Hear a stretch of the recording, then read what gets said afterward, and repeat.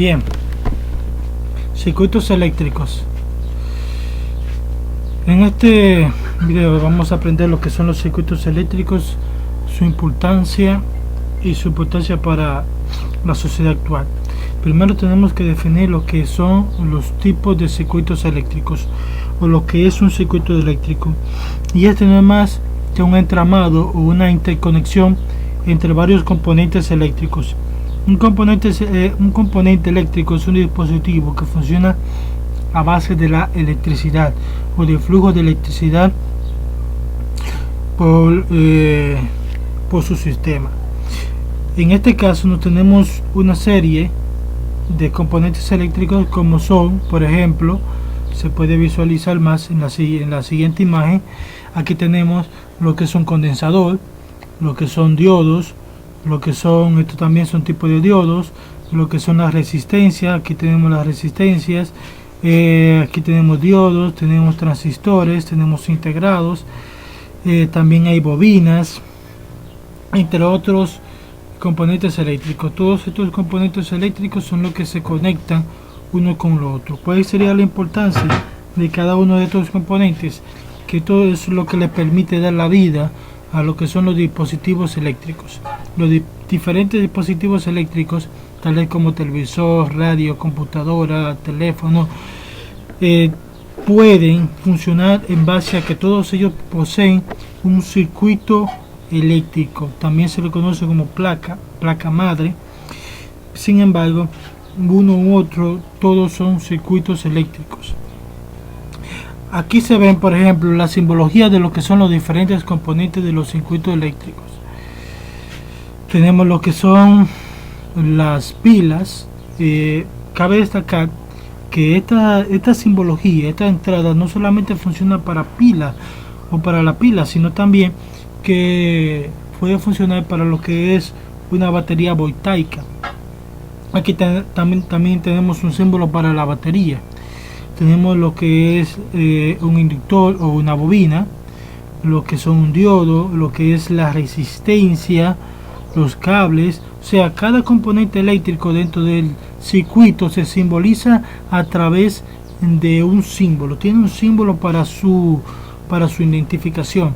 Y todo esto porque dentro de lo que es esta placa, ¿verdad? Dentro de lo que es este entramado, que es lo que se lo conoce como circuito, ¿verdad? Nota cómo se simboliza. Esto ya vimos anteriormente que coincidía con lo que es una batería, pero aquí tenemos que, por ejemplo, aquí ya está unido a varias resistencias y forma un circuito eléctrico. A través de este circuito pasa una corriente que es lo que se expresa a través de la ley de Ohm.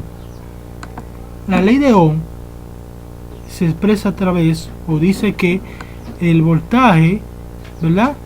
El voltaje de una corriente, de un circuito, o que también pasa por una casa, valga la redundancia, porque una casa puede ser un circuito eléctrico si tomamos en cuenta que los televisores pueden ser resistencia, puesto que cada dispositivo tiene un nivel de resistencia, y en base a ello se puede tomar en cuenta que esos dispositivos son resistores, puesto que poseen una resistencia. Entonces el voltaje va a ser igual a la resistencia, ¿verdad? A la resistencia que pasa por dicho sistema por, ¿verdad?, la intensidad del flujo de la corriente eléctrica que pasa por allí, o simple y llanamente la corriente eléctrica.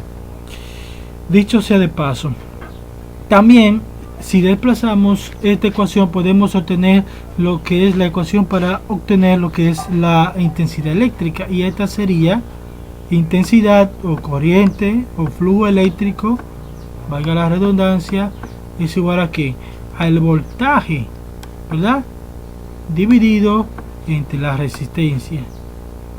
Cuando en un circuito hay varias resistencias, entonces cada una de esas resistencias, dependiendo de cómo está, si por ejemplo en este caso las resistencias están en serie, estas están en serie, ¿verdad? Serie. Sin embargo, estas están en paralelo. paralelo. Lo voy a dejar hasta ahí, paralelo. Estas están en paralelo. Cuando las resistencias están en serie se utiliza la siguiente fórmula: R1 más R2 más R3, y de ese modo yo obtengo la resistencia equivalente. Utilizaría entonces esta forma para la ley de Ohm y así obtendría lo que es la intensidad o la corriente. Sin embargo, cuando las resistencias están en paralelo es distinto y sería 1 de la resistencia, o el inverso, ¿verdad? Que es lo mismo, más el inverso de la resistencia 2, más el inverso de la resistencia 3, más el inverso de la resistencia 3. Todo eso nos va a dar un inverso, y ese lo tenemos que también dividir entre 1 y obtenemos entonces lo que es la resistencia equivalente en el caso de lo que es un circuito